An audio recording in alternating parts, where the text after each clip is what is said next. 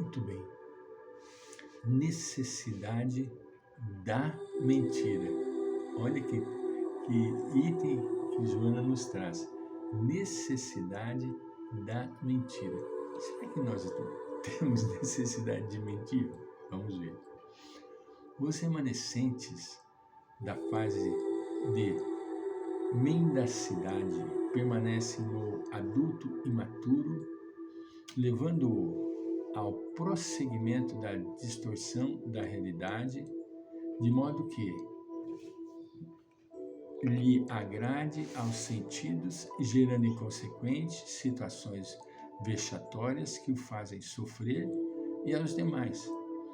Após o que, liberado do que poderiam ser resultados infelizes, mesmo prometendo-se que não voltará a reincidir no vício, no condicionamento da mentira, repete a experiência desagradável.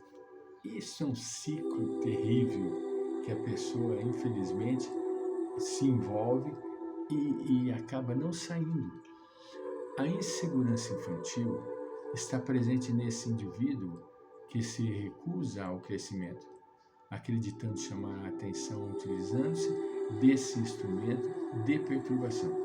A pessoa, ela infelizmente, quando não se predispõe a crescer, ela vacila, escorrega todo momento e todo instante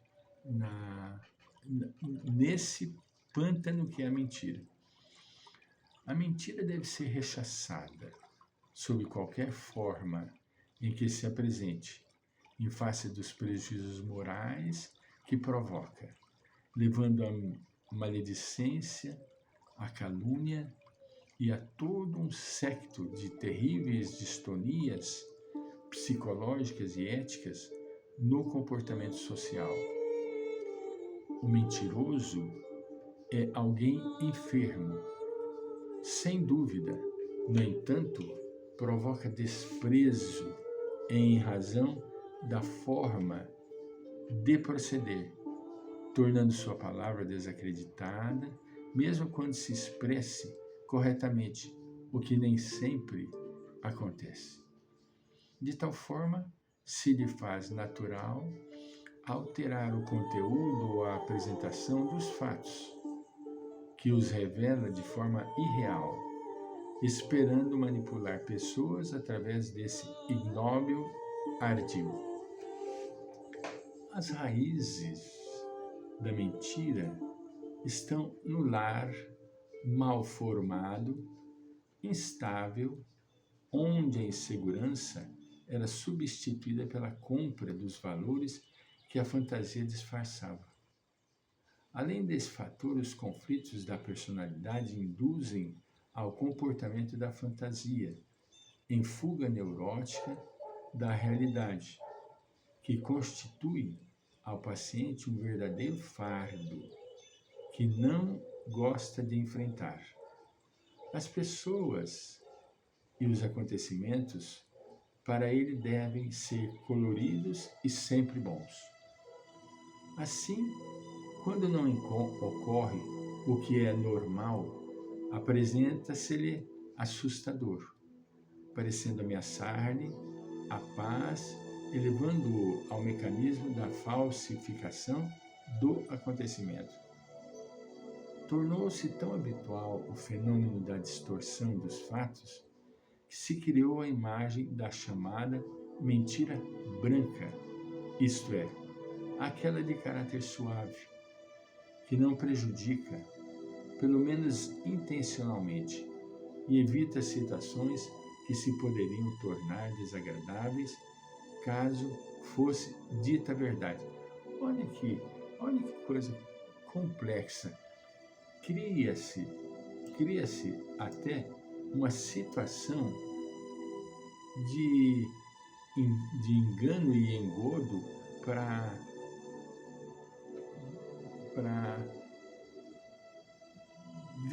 tornar verdadeira a mentira.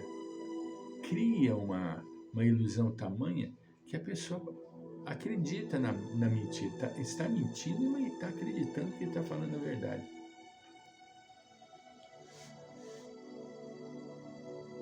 São assim os contos, as surras, as parábolas, as histórias, os quãs, apesar da forma, a verdade ressalta no conteúdo dessas narrativas levemente escondida, de modo a preencher o entendimento daqueles que as ouviram, dos seus autores, bem como tornar-se fácil narrá-las à posteridade, que delas todas se vêm beneficiando no transcurso dos milênios. Esses contos, essas histórias mentirosas, elas vêm rodando os milênios. Lembro-me da minha infância, minha mãe criava mentira. Para quê? Para que obtivesse a verdade e a obediência nossa. Há quase sempre nos indivíduos uma reação psicológica contra a verdade. Deseja-se sempre ouvi-la, porém, como se assevera popularmente, dourando-se a pílula. Isto é, escamoteando-a.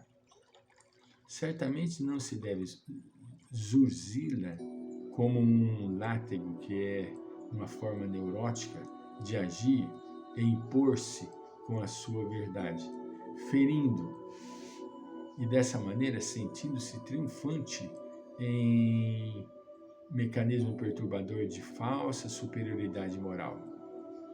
Todo aquele que assim procede é portador de grave complexo de inferioridade inconsciente que se exibe como autoridade e fiscal da fragilidade humana.